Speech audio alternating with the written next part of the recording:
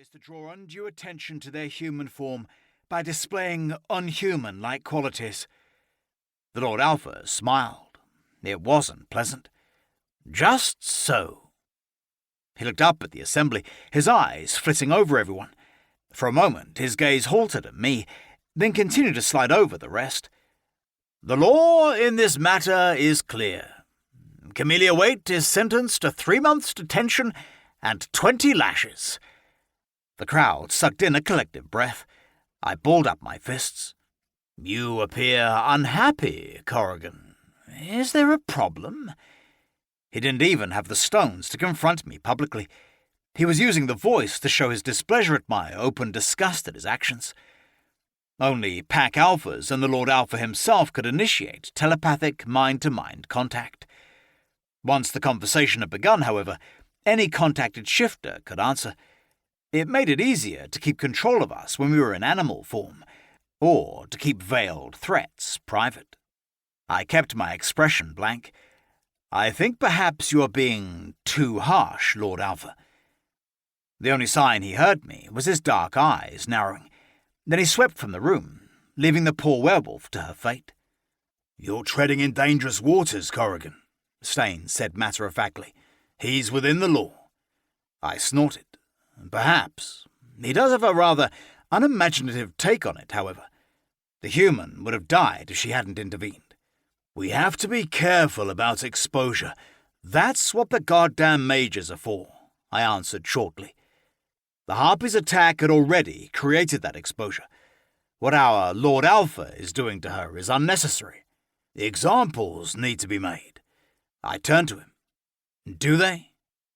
He didn't answer. Slowly, I released the tension in my hands, flexing my fingers one by one.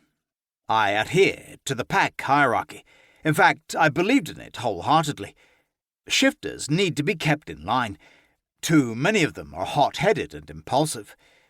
I was not being derogatory to my own kind. It's merely a matter of nature. But Xander Brady, Lord Alpha of the Brethren, went too far too often, and abuses of power were becoming commonplace. Entirely impotent, I watched in frustration as Camellia was dragged out of the hall, her feet scuffing on the floor. She didn't say a word, but the taut white lines around her mouth made her feelings clear. All she'd done was play the part of Good Samaritan, and now she was going to reap starkly painful punishment in return. Perhaps it was finally time for a change. The Brethren was packed to the gunnels with a whole host of powerful shifters who would make better leaders than Brady. They just needed the opportunity to step up. Corrigan, your eyes are glowing. You're not going to do anything rash, are you? I forced my mouth to form the semblance of a smile, although there was little humour in it. Oh, believe me, this won't be rash. I've thought it through very, very carefully. I waited until the keep was quiet. Most of the other shifters were either eating or napping until it was dark enough to venture outside and get some freedom to shift properly. I had the sneaking suspicion, however, that our esteemed Lord Alpha had other plans in mind. When he passed by the door to the library, walking with what seemed like strident purpose, I was fairly certain it was time. I carefully put down the book I'd been reading and stood up, stretching. Then I followed. When he began descending the narrow spiral staircase to the basement, I knew my instincts had been right. Up until the 1940s, the Brethren had benefited from the numerous small rooms in the bowels of the keep where they housed those they deemed to be criminal or in need of punishment. After the war, however, they were converted into more usable spaces. The previous Lord Alpha had made little use of them other than for storage. Brady used them far too often.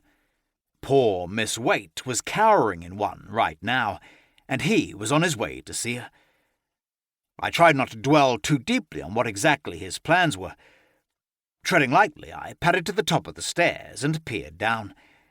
When I was fairly certain he'd reached the bottom, I began my own descent. I'd barely gone a few feet, however, when I heard a rustle behind me.